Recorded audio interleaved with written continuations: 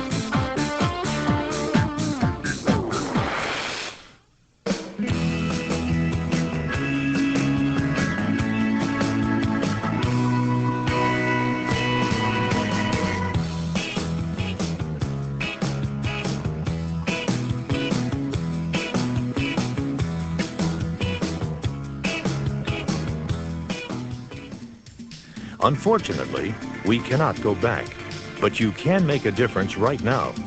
Don't wait. Noise-induced hearing loss is 100% preventable, but once it occurs, the effects are irreversible. Through the choices you make, you decide, what do you want to hear?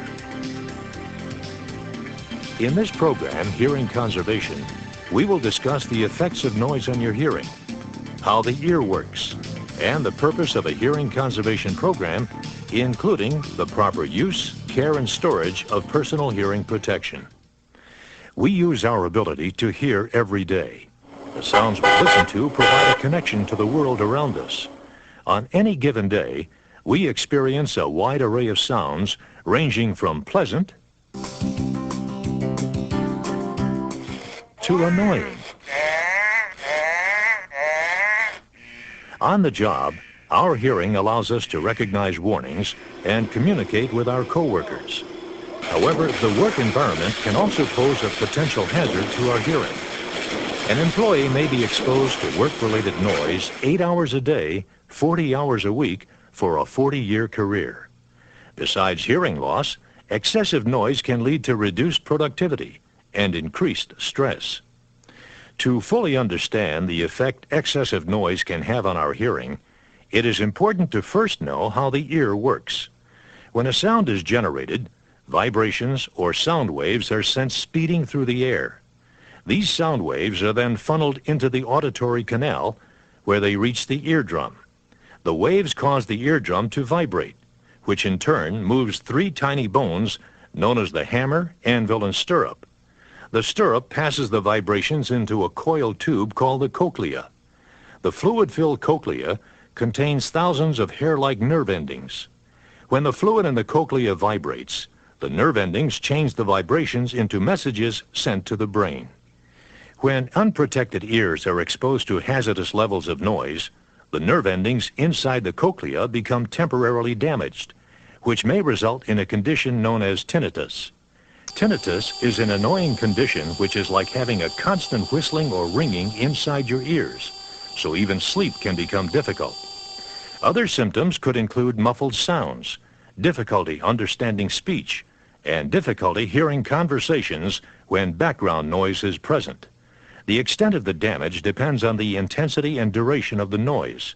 If hazardous exposure continues, eventually the nerve endings will not be able to recover. This type of impairment to the inner ear is known as sensory neural hearing loss and is permanent. Sensory neural hearing loss causes high-frequency sounds to become muffled. To fully understand its effects, let's listen to what can happen if unprotected ears are exposed to dangerous noise levels. First, normal hearing. Dan. Yes, sir. Did you happen to pull all the parts for the Johnson arm? Doing it right now, but I'm still looking for a couple of these handbangers. I think I saw a couple in the aisle over. Now, minor hearing loss. Dan. Yes, sir. Did you happen to pull all the parts for the Johnson arm? Doing it right now, but I'm still looking for a couple of these handbangers. I think I saw a couple in the aisle over. Now, moderate hearing loss. Dan. Yes, sir. Did you happen to pull all the parts for the Johnson arm? Doing it right now, but I'm still looking for a couple of these handbangers. I think I saw a couple in aisle over. As you can hear, even a small amount of damage can have a dramatic effect on your ability to discern sounds. But what are considered dangerous levels? Any noise greater than 85 decibels, averaged over an 8-hour period, is considered hazardous. Many operations, such as grinding, stamping, and other tasks, which require heavy machinery, are all above the permissible exposure level. Also, the risk for hearing loss does not end when you clock out at the end of the day. Many off-the-job activities and events can also have adverse effects on our ability to hear. Certain types of sound that are the same decibel level may have different effects on our hearing. For example, a grinder and stamping machine have similar decibel levels, but the grinder is a greater hazard due to an aspect of sound known as frequency. Higher frequency sounds are of the most concern because they cause the most damage to the nerve endings inside the cochlea. As mentioned earlier, sound is a series of vibrations that ripple through the air. Each up and down movement of one sound wave is considered a cycle. Each sound is measured by the frequency of cycles per second, called hertz. For example, a tuba registers at 75 hertz. A flute, 2,000 hertz. An undamaged human ear can detect sounds anywhere from 20 to 20,000 hertz. The purpose of the Hearing Conservation Program at your site is to prevent noise-induced hearing loss. The elements of this program include audiometric evaluations, worker education and training, and the use of engineering controls, as well as personal hearing protection. As part of your job, you may be required to have an audiometric evaluation. The purpose of this test is to check your responses to tones of various frequencies in both ears. Your first audiometric test is called the baseline. Future tests, when compared to the baseline, will determine if noise-induced hearing loss is being prevented.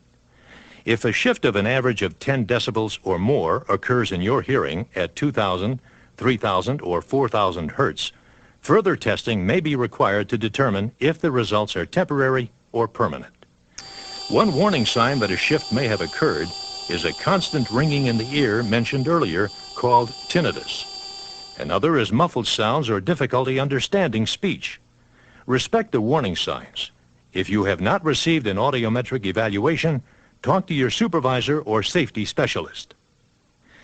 As a rule of thumb, if you have to raise your voice to be heard by someone less than 2 feet away, hearing protection is required. When dealing with hazardous noise, the best defense is to eliminate the hazard.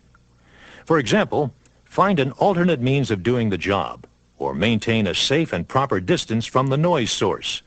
When this is not feasible, reducing the noise to a safe level through the use of engineering controls is necessary. Engineering controls reduce the noise levels of machinery in a number of different ways. Mufflers on tools, such as grinders, equipment enclosures, or the use of sound-absorbing material can all reduce the effects of high levels of noise. It is important to know where these engineering controls exist at your facility and how they work. If engineering controls are not feasible or applicable, the use of personal hearing protection such as earplugs or earmuffs will be required to reduce noise levels. Earplugs are the most common type of hearing protection found in the workplace. They can be made of foam or pre-molded plastic. They work by forming a seal inside the ear canal to prevent high levels of noise from reaching the cochlea. Before inserting plugs, make sure your hands are clean and dry to prevent any infectious material from entering the ear. When using foam plugs, use your thumb and forefinger to roll them into small crease-free cylinders. With the other hand, pull the ear outward and upward to open the auditory canal. Insert the plug into your ear and hold in place for at least 10 seconds. This will give the plug time to expand and form a tight seal in the ear canal. The seal must be tight to be effective. Don't worry about pushing the plug too deep into the ear. Plugs are too short to cause any damage to the eardrum. If the plugs you are wearing are reusable, Make sure they are properly cleaned and stored after each use. If they show signs of wear, replace them immediately. All earplugs are given a noise reduction rating by the manufacturer. Make sure the plugs you are using effectively reduce the decibels to the permissible exposure level. If you have any questions regarding the proper use of earplugs, talk to your supervisor or safety specialist. Unlike plugs, earmuffs cover the entire ear. Before using earmuffs, inspect the inner linings for cracks, tears, or other signs of wear that may reduce their effectiveness. Center the earmuffs so equal pressure is distributed around the ear and the seal is tight. Because the seal of the earmuff is around the outside of the ear, anything that comes between the ear and the muff can reduce their effectiveness. Safety glasses, long hair, and certain hats can all cause an improper seal.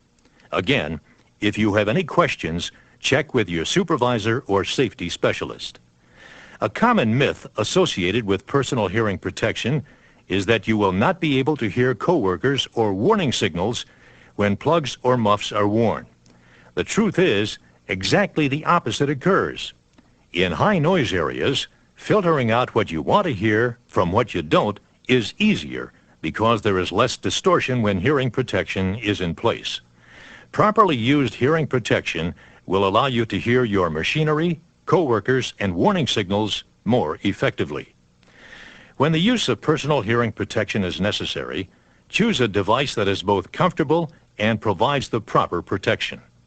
There will be a period of adjustment. Often your own voice seems amplified when using plugs or muffs. While this may seem annoying at first, remember that earplugs are much easier to get used to than hearing aids. Every day, millions of workers are exposed to noise levels that are potentially hazardous to their hearing. Since symptoms of exposure are not obvious, it is important you understand and respect the potential hazards. Hearing loss is a serious and permanent handicap which lowers the quality of life.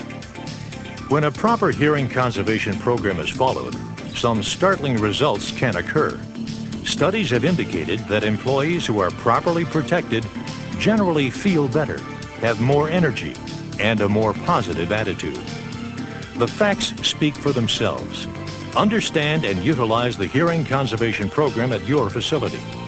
Know where dangerous noise levels exist, both on and off the job, and know how and when to wear the proper personal protective equipment.